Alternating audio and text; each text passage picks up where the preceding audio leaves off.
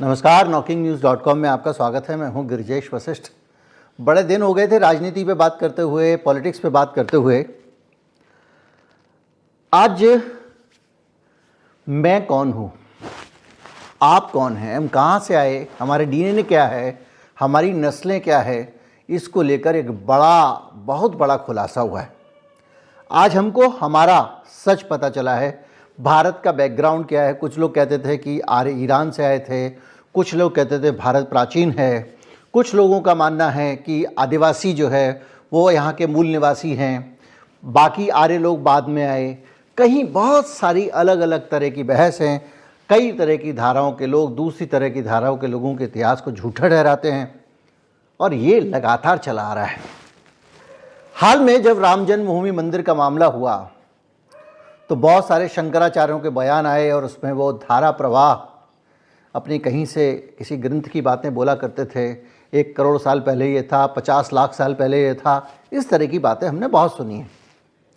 लेकिन विज्ञान क्या कहता है और सच क्या है हमारा, इसको लेकर एक पहली बार कोई बहुत एक्सटेंसिव और गहरा रिसर्च हुआ है जिसमें हिंदुस्तान के लोगों के डीएनए की जांच की गई है, दुनिया भर की प्रजातियों के डीएनए से मिलाया गया है और उसके बाद एक बड़ा खुलासा हुआ है। आप जानते हैं विज्ञान की बातें जो हैं बड़ी गूढ़ होती हैं और उनको सरल करके रखना अपने आप में दुरूह काम है। अगर पॉलिटिकल वीडियो बनाना होता तो 2 घंटे की तैयारी एक इन डेप्थ वीडियो बनाने के लिए काफ़ी।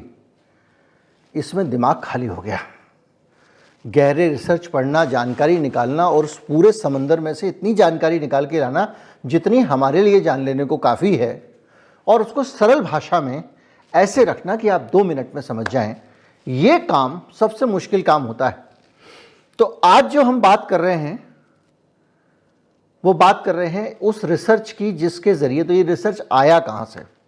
एक बायोरेक्सिव करके संस्था है, उसके रिसर्चर्स ने ये बहुत बड़ा काम किया है और उसमें उसने पता लगाया कि भारत के लोगों का जो डीएनए है वो क्या है। और ये लोग पूरी दुनिया का जो डीएनए पे काम करते हैं, पूरी दुनिया की नस्लों का पता लगाते हैं कि पहले कौन कहाँ, इंसान कहाँ, कैसा था, क्या था और मानव सभ्यता कैसे बढ़ी। ये काम कैसे होता है, ये बड़ा सवाल है।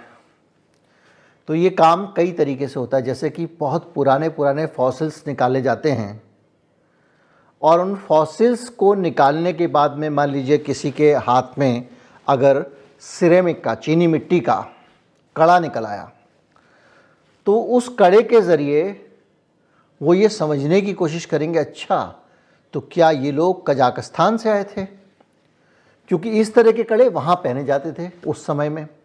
फिर वो उसके वो कितनी पुरानी है इसकी जांच करेंगे और उसके डीएनए की जांच करेंगे। तो दुनिया भर का डीएनए वो अपने पास रखते हैं और उस डीएनए के आधार पर उसका डीएनए की समानता दुनिया के किस प्राचीन जाति के डीएनए से है इसका पता लगाते हैं। उससे पता चलता है कि भारत में हम लोगों का इतिहास क्या है। रिसर्चर्स कहते हैं कि ये भारत का जो रिसर्च है इससे ज़्यादा डाइवर्स रिसर्च कहीं नहीं मिलेगा। दक्षिण एशिया में सबसे ज़्यादा विभिन्नताओं वाले लोग रहते हैं, विभिन्नताओं वाला डीएनए है और इसका इतिहास बहुत पुराना है। इतिहास पे मैं आऊँगा, लेकिन आप इतना समझ लीजिए कि उन्होंने 2700 लोगों के खून के नमूने लिए हैं और उन नमूनों को अलग अलग डाइवर्सिटी के बीच में, अलग अलग प्रांतों से, अलग अलग वर्ण से, अलग अलग, कुछ आदिवासियों के लिए, कुछ बहुत प्योर आदिवासियों के लिए, कुछ शहरियों के लिए, और उन नतीजों का जो फॉसिल्स मिले हैं 1000 साल पहले के पुराने वाले, उन सारे चीज़ों को मिला के एक डीप स्टडी की है जिससे ये निष्कर्ष निकाला है। बायोरेक्सिव नाम की संस्था ने किया है और इसका काम का जो जिम्मेदारी थी वो संभाली थी प्रिया मूरजानी ने।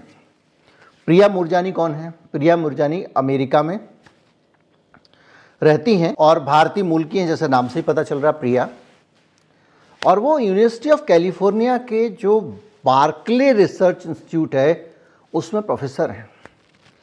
तो प्रिया ने और उनकी टीम ने, बहुत सारे वैज्ञानिक उसमें जुटे उन लोगों ने 2700 लोगों के नमूने लिए भारत के अलग अलग हिस्सों से, और नमूनों के बाद में जो पता लगाया वो बेहद रोचक है और हम सबके लिए बहुत जानने वाली बात है। उसमें जो भारत के लोगों के नमूने मिले वो 3 तरह के लोगों के नमूने मिले हैं। इन नमूनों के हिसाब से भारत में मोटा मोटा 3 तरह के लोगों के डीएनए मिलते हैं। ये एक यूरेशियन स्टेम है, वहाँ के नमूने मैं समझाऊंगा ये क्या होता है। प्राचीन किसान, उनके नमूने हैं, और हंटर गैदर के नमूने हैं।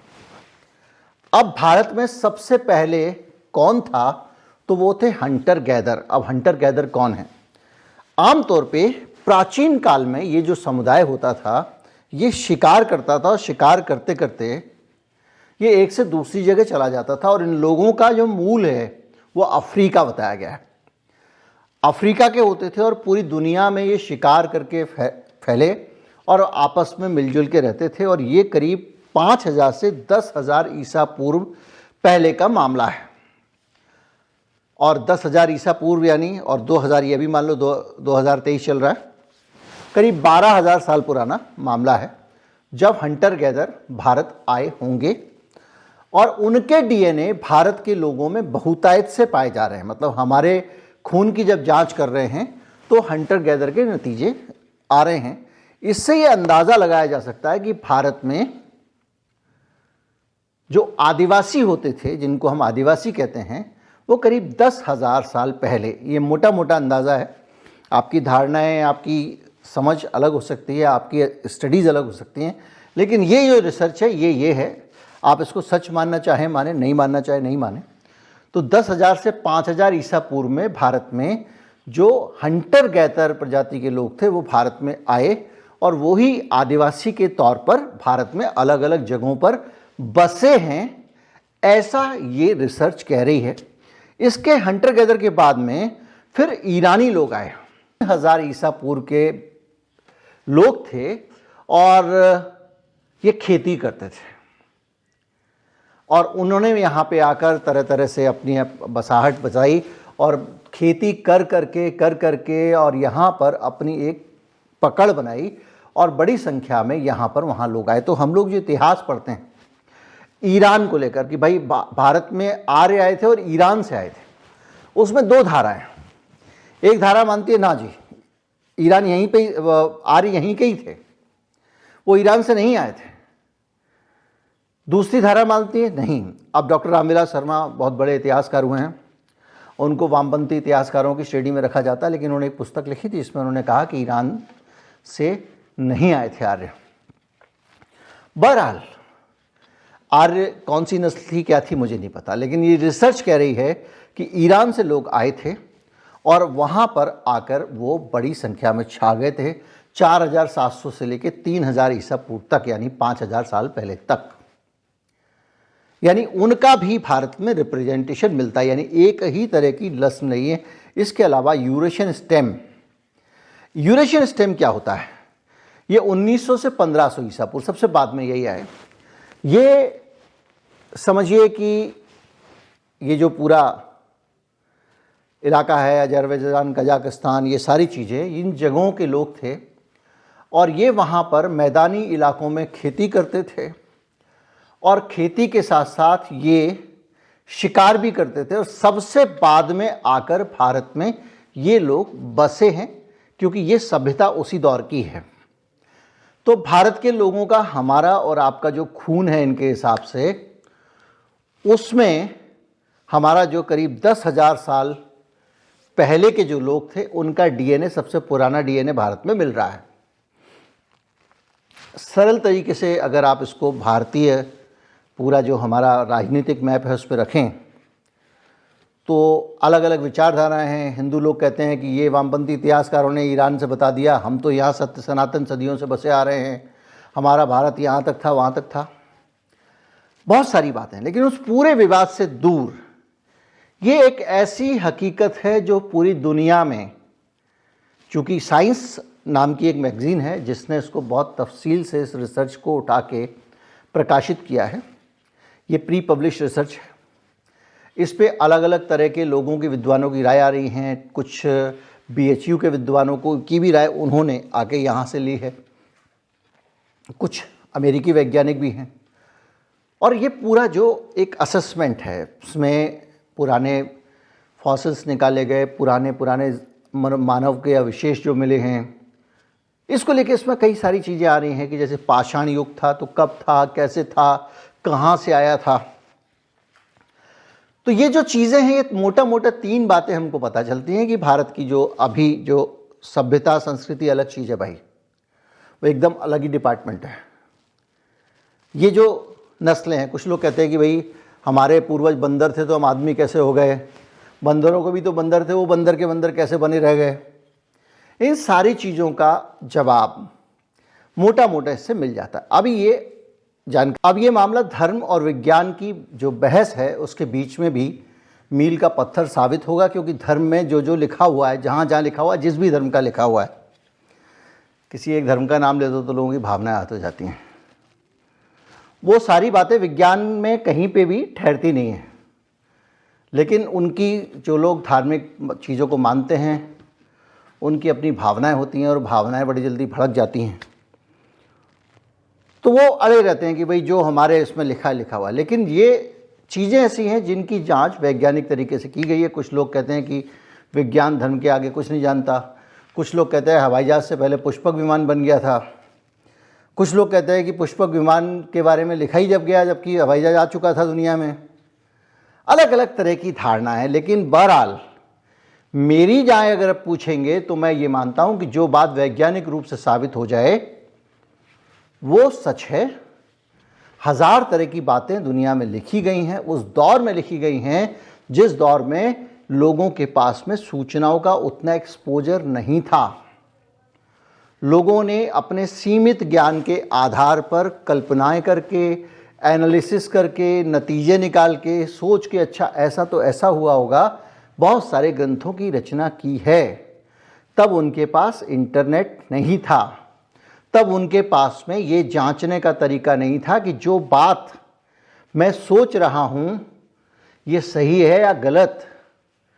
तब उनको अगर कोई जानकारी अमेरिका से लेनी हो या यूरोप से लेनी हो या चीन से लेनी हो तो कोई वहाँ से यात्री आएगा या हमारा यात्री जाएगा। हमारे यहाँ तो यात्रियों का बहुत ज़्यादा इस तरह का उल्लेख मिलता नहीं है। दुनिया से हेनसांग टाइप के बहुत सारे यात्री आते थे, कोलंबस टाइप के, पूरी दुनिया से जानकारियाँ जुटाते थे, सामान जुटाते थे, व्यापार करते थे और दुनिया की जानकारियाँ एक से दूसरी जगह ले जाते थे। भारत में मिडिल ईस्ट के व्यापारी आते थे, ईरान से आते थे, इधर से आते थे और वो व्यापारी यहाँ पर आते थे, अपनी संस्कृति लाते थे, धर्म लाते थे। भारत में इस्लाम ऐसे ही आया, उन्हीं के साथ आया, उन्हीं के साथ सूफीज़म आया। सूफी समुदाय जो है वो बहुत सारे लोग फैले, उन्होंने अच्छाइयाँ बताई इस्लाम के बारे में, बहुत सारे मुसलमान बने भारत में लोग उस दौर में। तब ये जो आक्रांता तलवार वलवार जिनकी बात होती है इनका तो कुछ पता ही नहीं था, ये तो बहुत बाद में आए हैं। रोम से पहले भारत में ईसाइयत आ गई थी, सेंट थॉमस का चर्च बना हुआ है जो रोम में जब क्रिश्चियनिटी आई है उससे पहले भारत का गौरवशाली इतिहास है। और उस पूरे इतिहास के बीच में अलग अलग तरह की धारणाएं, मान्यताएं चलती रही हैं। जितना एक्सपोजर दुनिया को था उसके आधार पर लोगों ने, और उस वक़्त की राजनीतिक परिस्थितियों के आधार पर, उस समय की अपनी जो लड़ाइयाँ होती थीं उनके आधार पर चीज़ों को अच्छा या बुरा लिखा गया। जैसे बौद्धों को तो करीब करीब बौद्ध लुप्त हो गए थे, सम्राट अशोक के बारे में तो भूल चुके थे हम।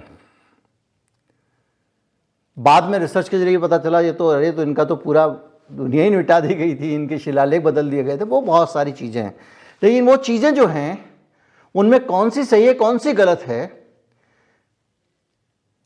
वो जानकारियां आपको मिलती हैं वैज्ञानिक विश्लेषणों से। और इसलिए ये जो नई खोज आई है ये बहुत महत्वपूर्ण है और हमको हमारे पूर्वजों के बारे में जानने में मदद करती है।